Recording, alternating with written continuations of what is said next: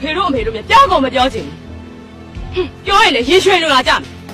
ဖုန်းကြီးကြောင့်မြစိုးကြိုက်သွားဖို့ခိုင်းနေရသေးတယ်အဲ့ဖုန်းကြီးတွေအားနေတာပဲဖုန်းကြီးတွေလောက်ခိုင်းလိုက်ပါလားရေရှုံလဲနေရသေးတယ်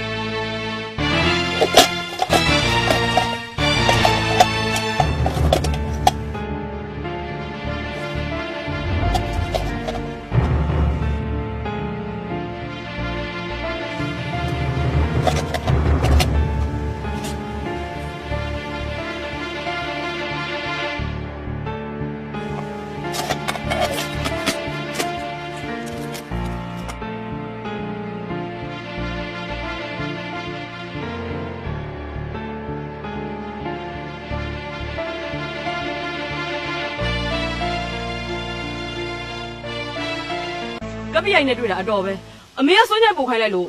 ကပ္ပိယိုင်ကျမကြောင်းထိမလိုက်တော့ကပ္ပိယိုင်ပြေးသွားလိုက်တော့နော်အေးပြီးဒါနဲ့နေဖေရောမေရောနေကောင်းရင်လား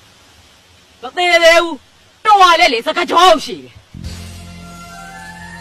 ကောင်းပါလေတော်ရိုင်းလိုက်တာဖုန်းဆုံးကြိုက်တော့မှသမီးလေးကိုပို့ခိုင်းလိုက်ရပါတယ်ဖေ။ဘုန်းကြီးသိပါတယ်။ဖုန်းပေးလို့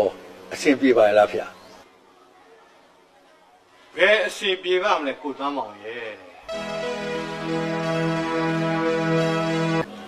ခမရသမီး